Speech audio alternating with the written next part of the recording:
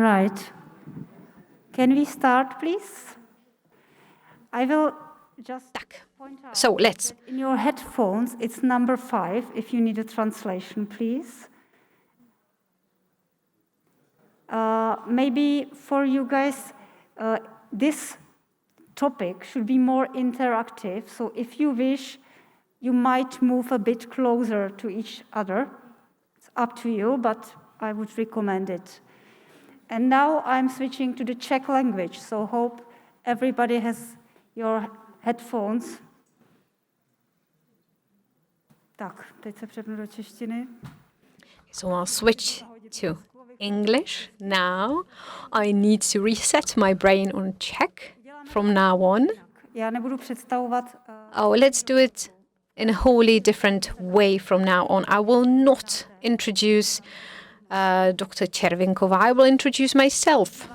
For those of you who don't know me, in order to make a wake-up call, because it's already quite late in the afternoon, so to wake you all up, I'm not Dr. Cervinková, my name is Michaela Linková. Maybe you've already attended one of my presentations. I work in the patient organization called Scleroderma, and we are providing psychological support to our patients. It is a topic that is highly important. All of you must know that when you're not comfortable from a psychological point of view, when you're simply not okay, everything seems more difficult. It is therefore very important so that we're all okay, we're all in good shape psychologically. So without further ado, let me pass the floor to Dr. Monika Cervinková. We are cooperating with her on many different projects, and we will mention these projects in the end. Hello to everyone. My name is Monika Cervinková, and I've been working with Roma League as a psychologist, but I have different types of education. I've studied biology, immunology, and I am also Doctor of Medicine. I've added psychology to my portfolio later, and I do hope that I manage to make connection between 3 different fields for the benefit of the patients. As Misha already said, we would like this presentation to be as interactive as possible. So my part of the presentation won't be very long. We will be very happy if you will ask questions, if you will tell us your comments. So it will be very interactive in the end. One more organization point. The decision to translate this session into English was a very last moment decision, and therefore we will skip a part of our presentation, which is relaxation techniques, showing of some relaxation techniques, because in my experience, translating these relaxing techniques can be quite tricky, and it's not ideal. So let's not do this. We can show you some of these techniques later, and they're very intuitive as well. So that's all for the beginning. That's all for the introduction. Now let's get directly to our topic, which is the effect of stress in autoimmunity.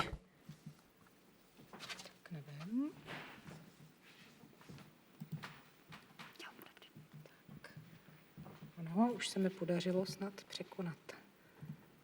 Great. I hope my battle with technology was successful. So very briefly on this slide, you can see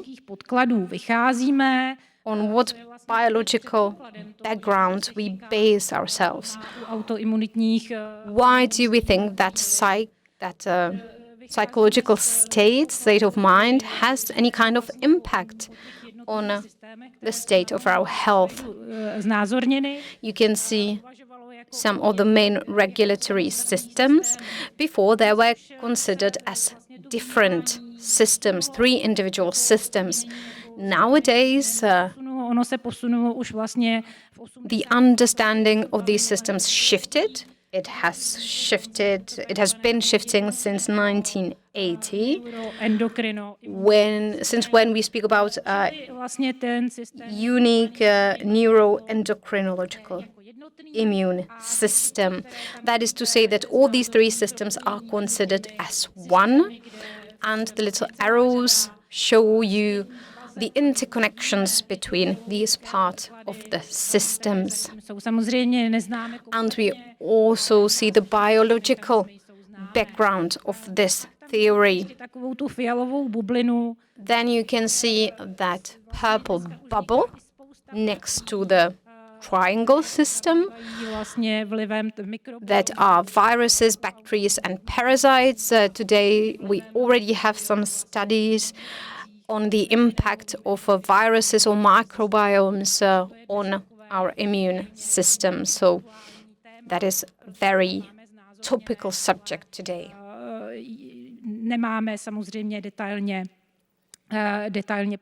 But not all of this is described in detail, the impact of the microbiome. On the next slide, you can see how stress can influence our body. The stress is the main factor that we can work with in the case of autoimmune diseases. Stress connects the different systems. Let me enumerate the individual systems. In brain, we can have bad concentration, anxieties, fears, depression, or irritability. So these are the symptoms that we can work with. At the same time, we can see the influence on other systems. For joints and muscles, there we can speak about tense and stiff muscles, pains in joints. For immune system, there can be high risk of contracting diseases, and the stress itself has important impact on the state of immunity. We already know about the particular mechanisms behind that. We can also mention the skin, where we can witness hair loss, rashes, breaking nails, greasy hair, greasy skin, or dry, irritated skin. As for the heart, there we can speak about high cholesterol levels, hypertension, and higher risk of heart attack and stroke. Last but not least, the stress affects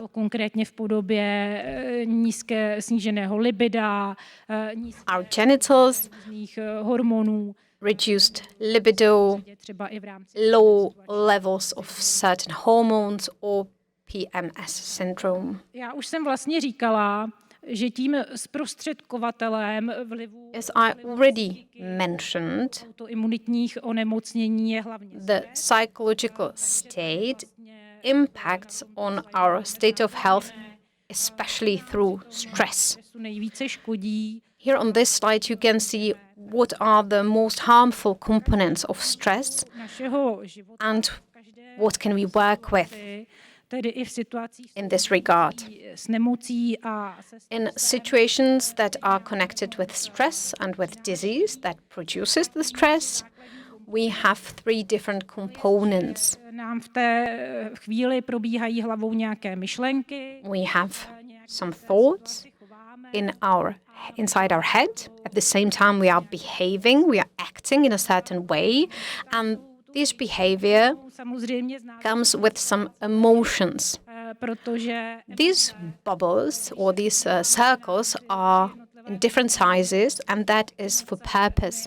Because if you have a look on the different components, emotions are what we cannot manage, cannot really control. Emotions bring us or are the translation of the stress and its impact on organism. But what we can change, we cannot change our emotions, but what we can change is the way we think and the way we act. And again, you can see the little arrows, so you can see that all these three subsystems are interconnected and they influence each other. So we cannot influence, we cannot change our emotions. Let me repeat that loud and clear, but we can change our thinking and our behavior. On this slide, let me rephrase, we use this slide in our work with emotions. We use these cards that you can see on the slide and that are based on the concept that I explained earlier on the previous slide. And we can, in every moment in our lives, we have some thoughts, we have some ideas, then we act according to them, and they come with certain emotions. So for these purposes, we have different cards. With these cards, we put together the whole situation. So you can see a model situation on the slide. We always base ourselves on the middle card, on the thoughts, on the ideas, what we think. So we think that someone doesn't listen to what we say. We react by doing what we want, regardless of the others. And the last piece of the puzzle is the emotion card. We feel hurt, we feel, we might feel depressed, etc. And we also have this card with the picture of the boy that you can see on the left, and that is the picture of the emotion, how we feel in that very situation. So we can feel irritated, we can feel vengeful, or hurt.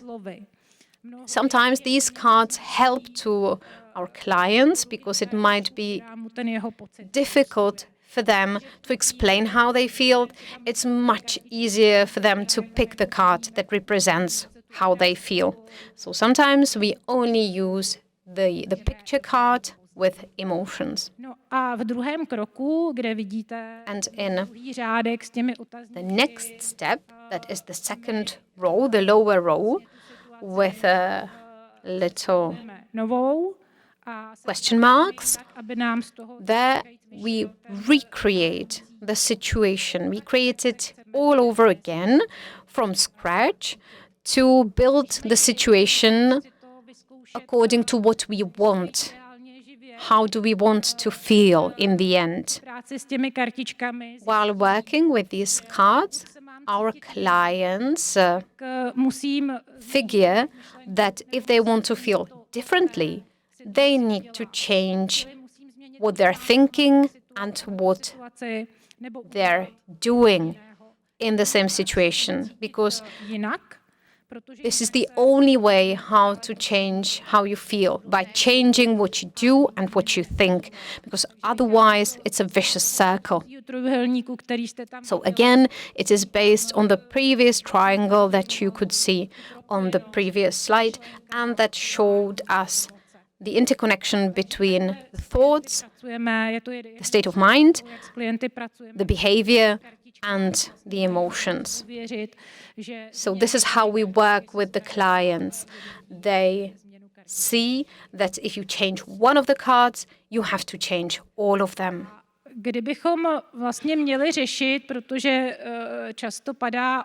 And very often we get the question, what can I do? What is the best possible way? What should I do? What is the best possibility? Usually we tend to turn to our friends for advice, or we Google it, or we try to find the right answer on different social platforms. So on these pictures, what we try to show by these pictures is in order to find what is best for you, you need to find it yourself. No expert, no specialist, no Google browser, no friend, no family member can answer that question for you. You have to answer that question yourself. You have to find your answer. Let me ask you, what can you see on the first picture?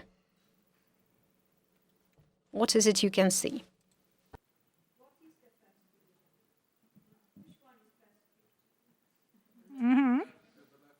Unfortunately, the interpreters cannot hear without the microphone. Zeptám se možná jinak. Or let me rephrase. Who, while looking at the picture, when you saw it for the first time, who saw a kind of a cup or a recipient?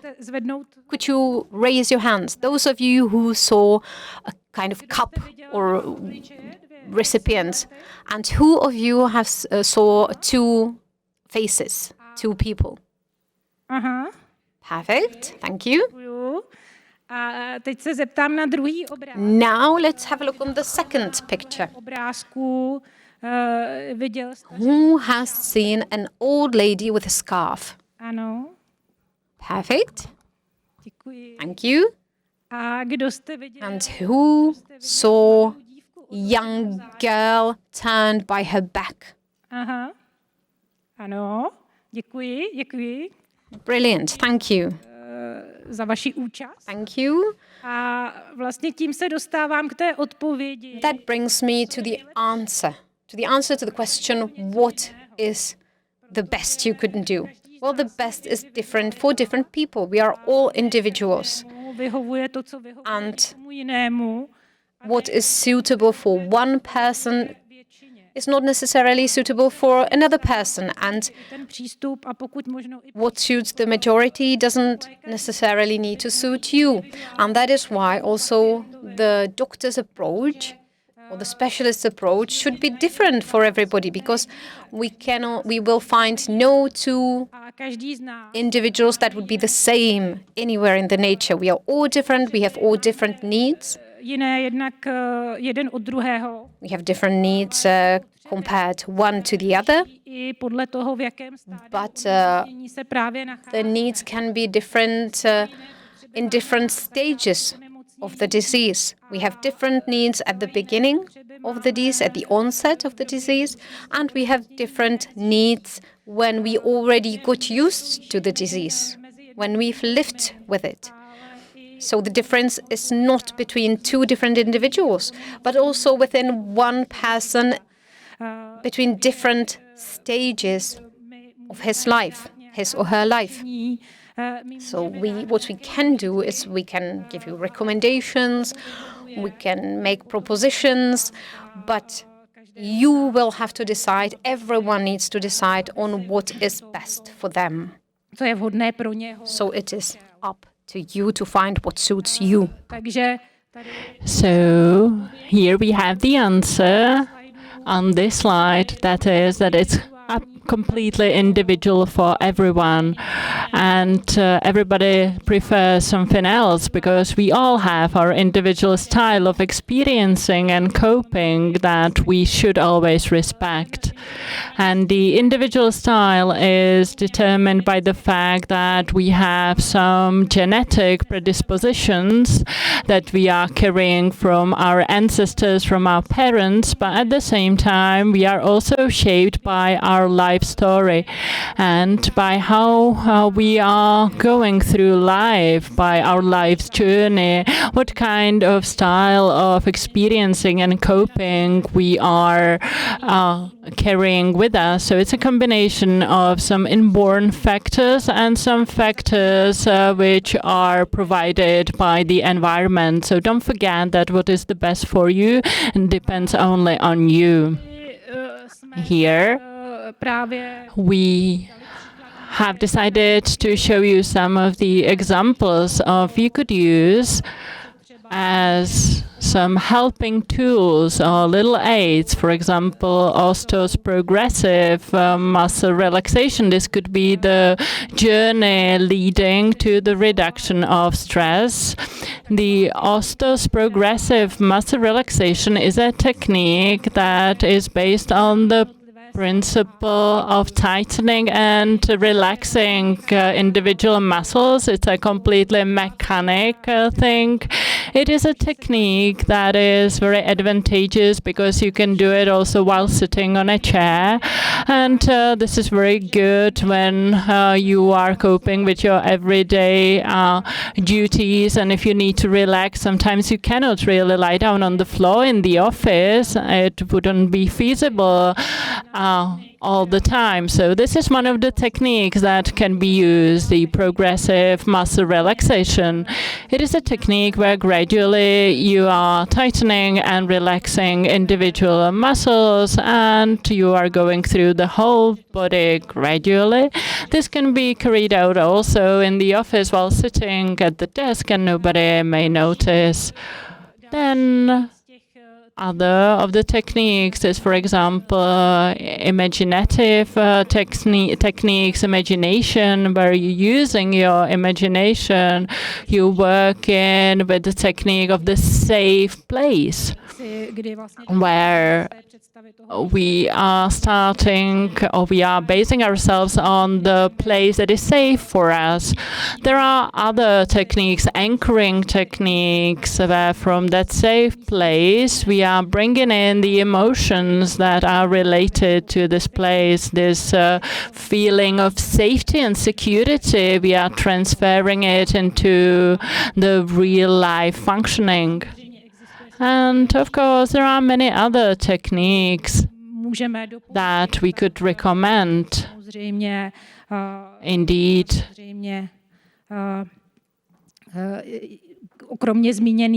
apart from the relaxations that I have mentioned and the visualization and guided imagery, it can be also, for example, more complex techniques. Meditation, meditative techniques, because a whole lot of meditative techniques has proven effects also on the scientific level, and it has been proved that they lead to a higher production of hormones due to the meditative technique. So that is also an option to use this more complex approach. A kind of a fluid transition from the meditation techniques. It is hypnosis, which is a technique that we can use as well. Although I am a hypnotherapist, but I always say that, it cannot always save you, and I recommend it just to solve individual steps and not as part of the complex therapy. It is not a technique where somebody would just once hypnotize you and with that all of your issues would be solved. That's not the case. It can help us in some of the individual steps, but it won't resolve everything for us. So I would like to just change the perception of hypnosis.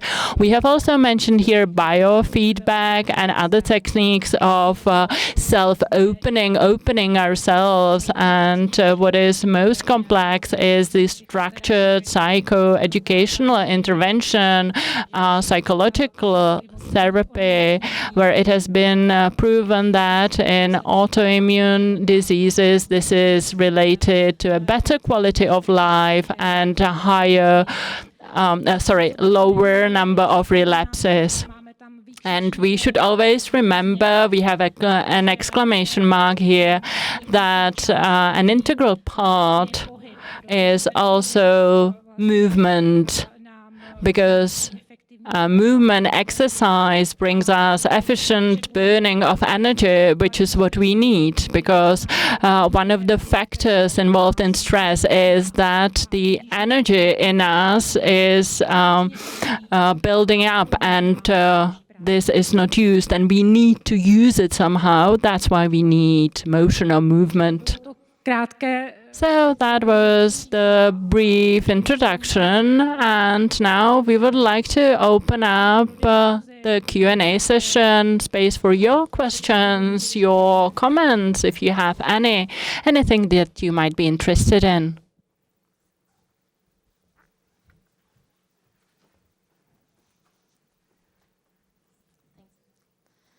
Thank you. Have you discovered that autoimmune diseases tend to break out in especially stressy phases in life? Pardon me, the last sentence. Does stress provoke the autoimmune diseases like Scleroderma and many others to break out? So first you have the genetic disposition, but then it breaks out because there is stress in this phase in life. And can we use stress reduction to prevent further outbreaks or next levels of this illness? Yes. There are... I'll speak in Czech, I guess. Pardon? Excuse me, I prefer to speak in Czech. So yes, there has been a number of works dealing with stress and autoimmune diseases, and their mutual relationship, their interconnection, and some of the mechanisms of how stress affects autoimmune diseases. Some of them are already known, yes. But I don't know whether I've actually answered your question or not. I'm not too certain now.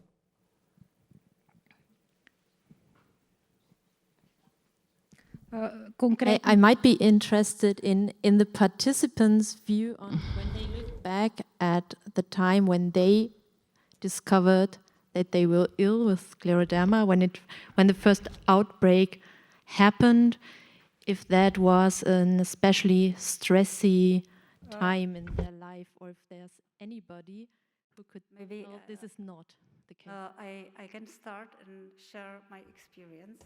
My experience and also other patients' experience. Very often the stress was before the illness. Oh, sorry. In Czech. Sorry, guys. Just give me a second. I'm getting tired, so it's difficult for me to switch to another language again. So perhaps, so my experience is with the diagnosis. Before I was diagnosed with scleroderma, my experience was that I really had been under extreme stress, work stress in my private life as well. It was an extreme stress. It wasn't just the usual standard stress I was used to. And my experience from the patients with whom I've been communicating, they had been going through a similar situation.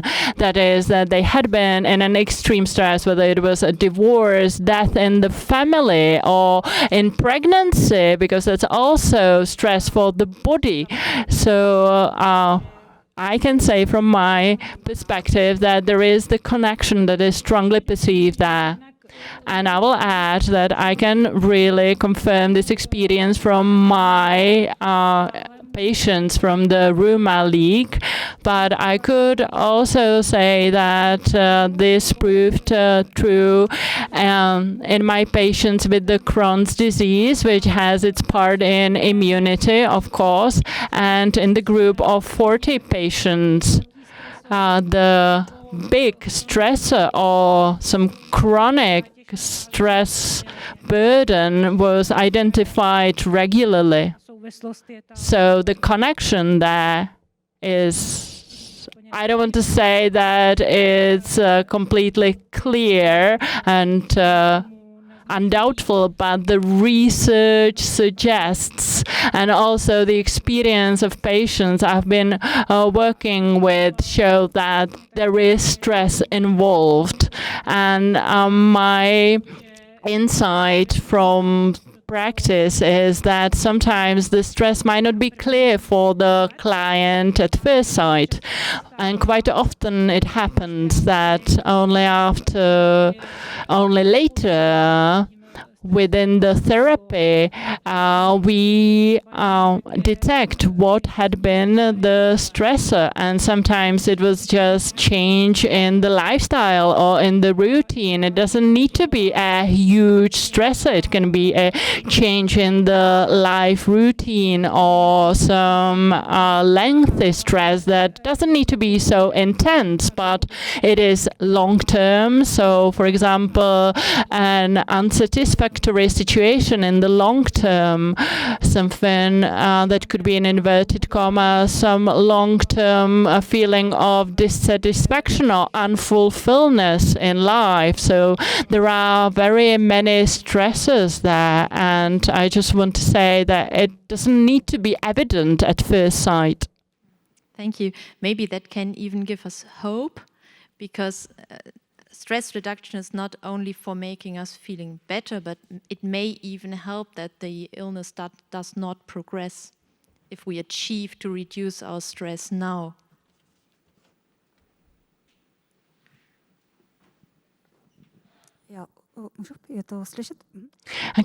Can you hear me? Yeah, it's fine, it's working. Yes, I definitely agree with what you've said. Also from my own patient's experience, yes. Because when I was diagnosed with Scleroderma, I had a very progressive, fast course, and that was a huge burden to my psyche. I had to overcome this or recover from that for a year. I ended up in a coma with a complete kidney failure, and this coma was it is a paradox, but paradoxically it was my salvation, because it completely reset me, restarted me, and after this I was psychologically set completely differently. I don't know why that was. Perhaps it was because for a moment I could relax, I could have a rest, and it was a new psychological start for me. So as soon as the psyche went from the minus 100 to plus 5, let's say, the body started to work in a completely different way, and I started gradually to get from the worst state of the scleroderma. Of course, also the treatment, the fact that I could get biological treatment due to the kidney failure also played a huge role. But this is something that makes us organize the workshops, psychological workshops for our patients in the Czech Republic, because this is for me the message that I should send out to other patients. I didn't know how to convey this, how to hand it over to them, because I know that it really works, and at the end it's pretty easy how to improve your state, or at least not to make it worse, but it's so difficult to convey it and to hand it over. And I think that thanks to our workshops that we organize the work with emotions, with feelings, with acceptance of the disease and going through the individual stages, and in general the work on yourselves, and also within the part of the therapy with a therapist or psychologist. So definitely from my experience I can say that this works in the positive sense, but also in the bad sense, that we are on a very thin ice there, and any significant stress that the stress that, I don't know how to actually express this, the kind of stress that is really destructive for us can send you to the ground again, KO us completely. I have a huge experience with this due to a relapse of cancer, and once you get into stress that you cannot cope with, that you cannot handle, and you don't need even to be under this stress for a long time. It's completely bad. So I would recommend to work on yourself, to also find some technique that would help you to work with specialists. And I think this is a very important part of how you can influence the fact that your disease will be stable, even better. It won't progress or getting worse. Of course, you must also cooperate with the physicians and with the treatment. It's not that now we know how to deal with this and we don't need any rheumatologist because our body will just cope. No, that's not the case. Our body is also physically damaged and our psyche cannot deal with everything, but it is an important part. I perhaps would add another experience of one of my clients I worked with when she came to me in a state of complete helplessness, where she was completely oversaturated with the information from the physicians that her illness will be getting worse and worse. She wasn't even able to go out of her house. And after we worked together, she even went through rehabilitations. As Misha said, this is not just about psyche.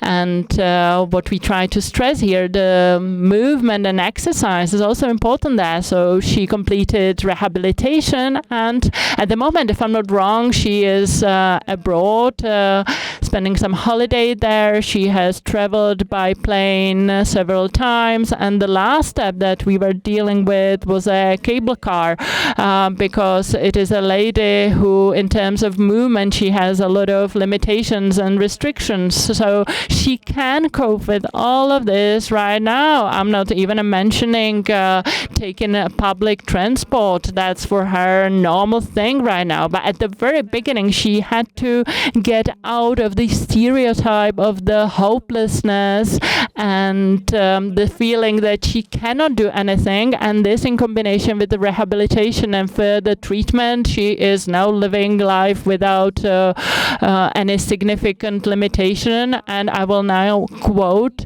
she says that it is not necessary to have yourself limited by the disease. You just must respect yourself.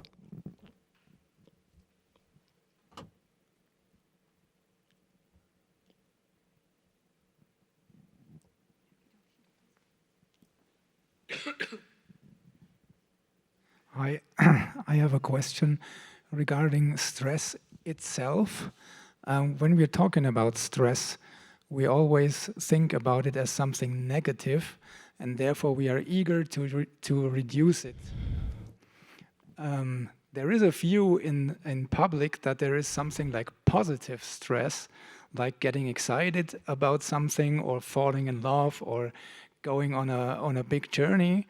So out of a medical point of view, is there something like positive stress, maybe evidence-based or survey-assessed? And if so, can positive stress have a positive effect on our body?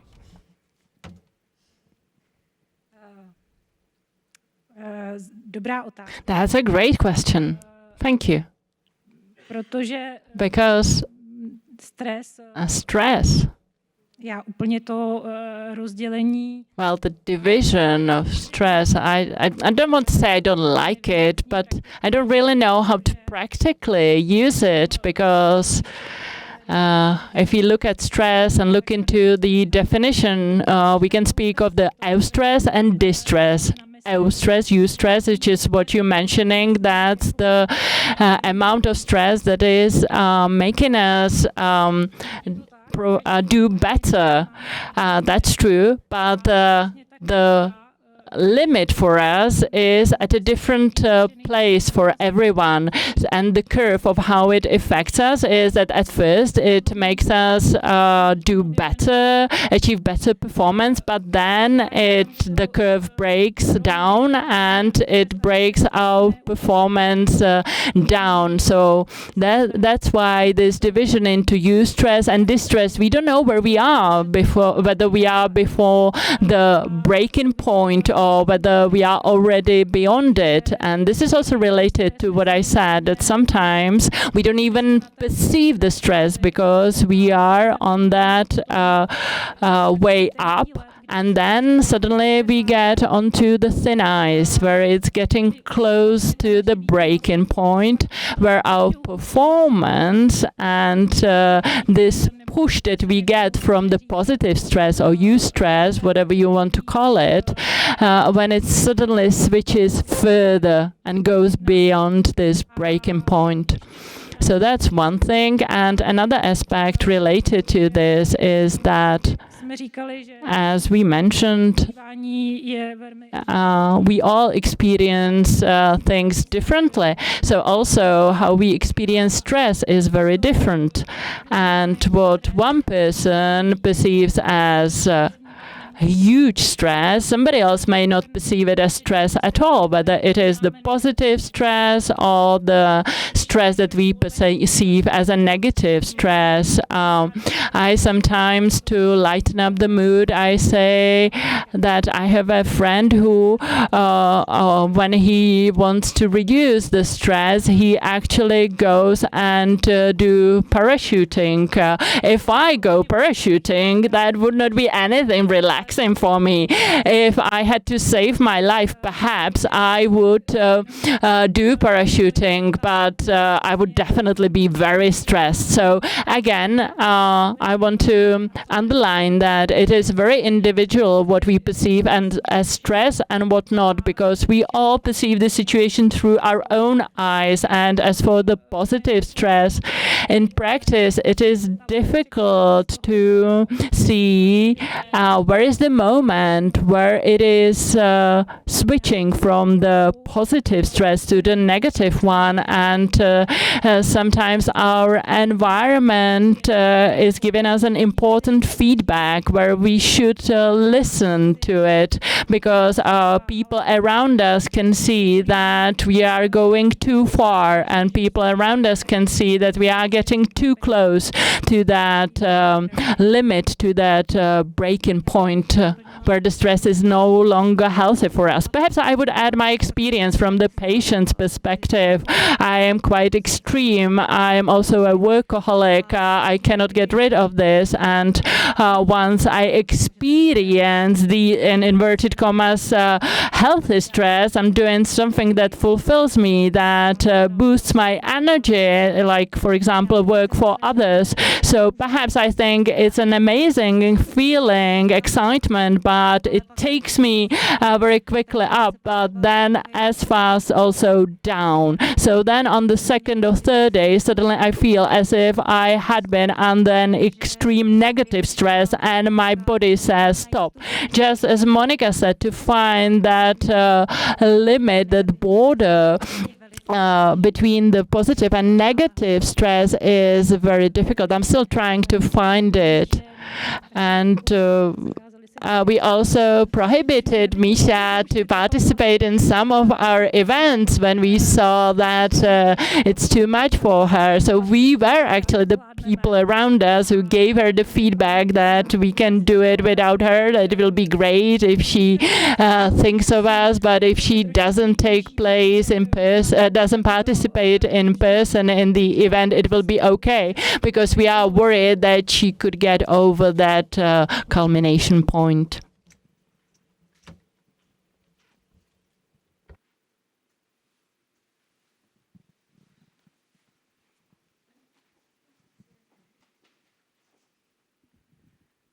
I will speak in Slovak. It's my native language. Možno len taký poznatok, nie je to úplne akoby... Well, I will speak in Slovak, which is my mother tongue. I've got, it's rather a comment than a question. But if I've been living with the disease for 10 years, sometimes I consider it to be my excuse. I tend to use it as my excuse.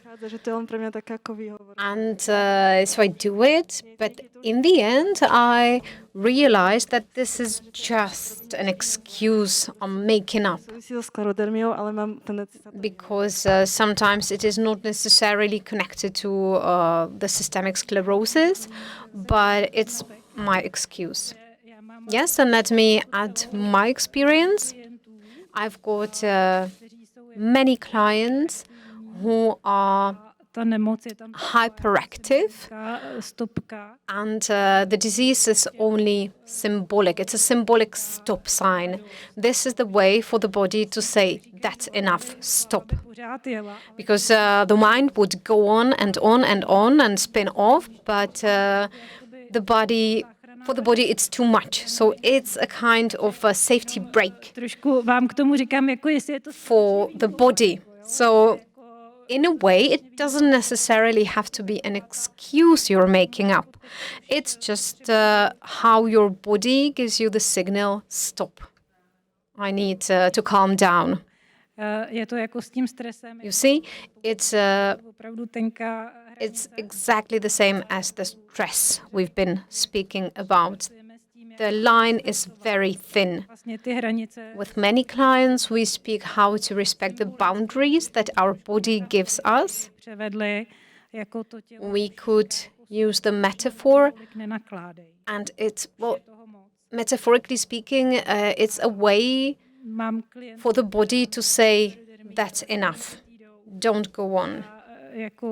And I've got a patient, not with systemic sclerosis, but with a different disease. And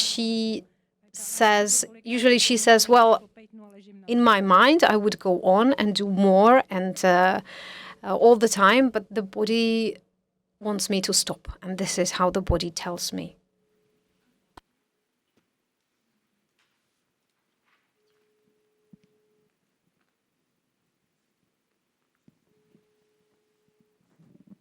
Máte ještě někdo nějaký dotazy? Do you have any other questions or comments, or do you want to add your experience about what helped you? Vás napadá? Feel free to mention anything that crosses your mind.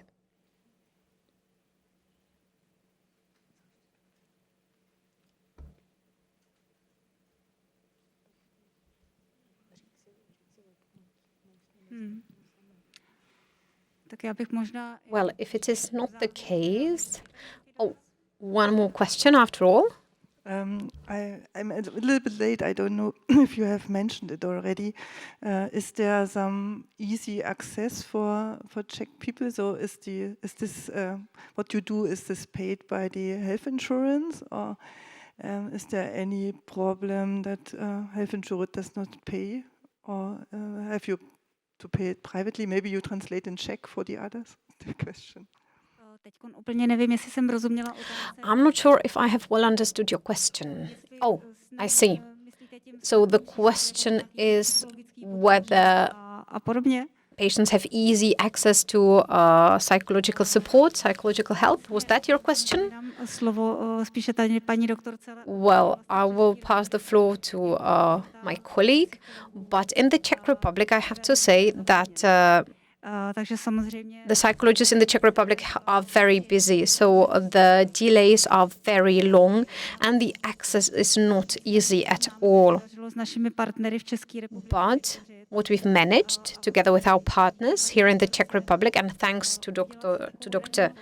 Cervinková, we've created a kind of psychological consulting for patients with sclerosis and with lupus. And our patients have 3 to 4 consultations free of charge, and the waiting periods, the delays are very short, so within some 3 weeks they can get their consultation. It is while in the rest of the system they would need to pay for the consultations and they would need to wait for 2 months before they would actually get a date. I'm not sure whether the situation is the same in other countries, but in the Czech Republic this is a problem, the accessibility of psychological support. So this is something we managed on our own, and there is one more thing that we're doing for the patients, because I wasn't sure how to get across the message to the patients that there's a lot of work that they can do on themselves by themselves. So we created, together with Dr. Cervinková, a 5-hour workshop for the patients. And during those 5 hours, we are trying to explain how can we change what we feel. And it is full of practical experiments, practical experience, so that the patients can understand that there are different stages when they go through the sickness, when they go through the disease, and that what they live through, what they experience, what they feel is perfectly okay. But it is not good to stay blocked in one of the stages. For instance, there was this patient who wouldn't leave her house. She would stay stuck in her flat, in her house, and wouldn't want to leave because she got stuck in that one stage, and she needed to go on. So that is what this workshop is about. We've been organizing it since 2019. We already organized some 250. We provided it to 250 clients in 80 different workshops. So this is what we do, because the situation isn't easy for you nor for your partners or your families, because you're in the new situation, you have the disease, but the situation is complicated and difficult for them as well. I'm sure that sometimes you must feel that there's no one who would understand you at home. You, for instance, you might think that your husband thinks that you're not doing anything, that you're just doing nothing, lying on your back at home. So these are the emotions that can be very dangerous. So in these workshops, we are explaining to the family members what the patients are going through and how to give them support. And at the same time, we try to explain to the patients that their close ones, that their loved ones are in a difficult position too. And by connecting these two parts of a puzzle, we think that we can achieve better results. And for the Roma consulting, we offer individual consultations, one-on-one meeting, but also virtual online meetings for clients who live in remote areas or who live further away or who are not very mobile. So for those clients, we offer the possibility of attending the consultations online. And during those online consultations, we work also with family members, with partners, or with when the child is diagnosed, then we work with the parents. So we have this consulting services, and they are being used very much. And to get back to your question, this is not paid by the public healthcare system, but we have managed to find partners, sponsors that are financing these activities. So thanks to these partners, we can offer these services to clients free of charge. In an ideal world, patients with orphan diseases or with Roma diseases should have access to psychologists and should have access to psychologists in the framework of team of doctors. Because if it's working, if this is the way how it works for oncological patients, why shouldn't it work for us? Can you hear me? Yeah. Okay. What kind of partners? You don't need to say a name, but is it pharma industry or is it whatever? Mainly for these activities, we usually use the pharma industries for this financial support. Okay, thank you. Okay, sorry. So once again in Czech, for this kind of support, we use or we enter into partnerships with pharmaceutical companies.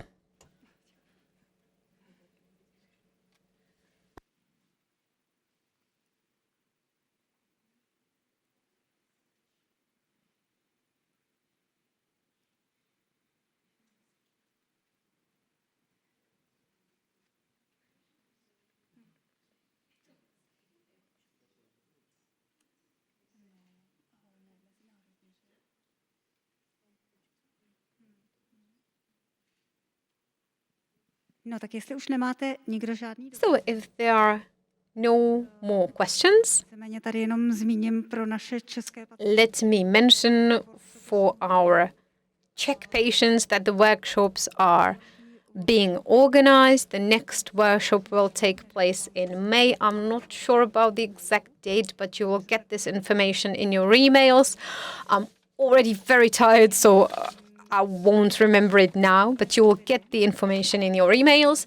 We have also created support groups that work on an online basis, and it is paní doktorky. an assistance or a support for patients in the presence of Dr. Cervinková, and these Chtěl bych ho konzultovat vlastně s jinými. support groups are very important for all of the patients who want to Vlastně v podobné situaci. get some advice or recommendations or just experience from other patients who were in the same situation. So I recommend these support groups very much. Also, we will organize workshops about handling one's emotions. I can recommend those as well. Sledující workshop komunikace. And there will be another workshop that will follow this workshop about the emotions. And Vytvořili vlastně z toho důvodu, aby it is a workshop about how to communicate not only with doctors. And we have created nebo úroveň this workshop not only for the purposes of our patients, but also for the doctors, to take out the barrier, the medicine barrier, the barrier of the white coat, so that patients can feel comfortable and can communicate their needs easily with the doctors, and ukázali, jakou formou tu how to teach to the patients that they can ask for the information they didn't get from the doctor. lékaře, Because sometimes lékaře, který třeba you have a strike of bad luck and you meet a doctor that is not very sympathetical, ovlivnit to, who is not at their best, but you can change this with your approach, you as a patient, and you can make sure you will get the information you need. vytvořit i pro lékaře. So we have created this workshop not only for patients, but for doctors as well.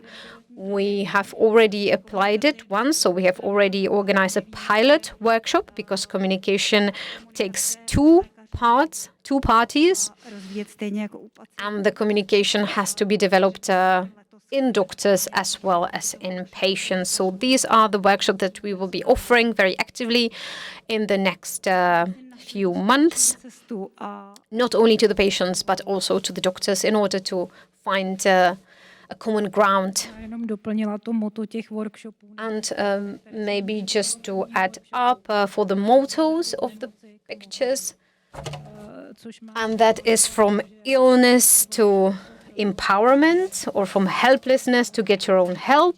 vrátili do So that is the motto, a zdůraznili and the objective, the task of this workshop is to get the patients back on the horseback, and to show to the patient what he can work with and how. tak my se rozloučíme všem. Okay, so thank you very much. Thanks to you. Thanks for staying till the very end. Občasní We appreciate that very much. We're very sorry to switching between languages, but it's very late and it's very tricky. ale jsem moc ráda, že vás tady bylo. But huge thanks to you all. A shout out to you all for being in such huge numbers. We hope that v Praze, kdo jste přiletěli do Prahy. there was some benefit for you. And we wish you a pleasant evening in Prague. If it is the first time that you're in Prague, feel free to take advantage of it, and see you at dinner, at least some of you. Thank you for your attention, and goodbye.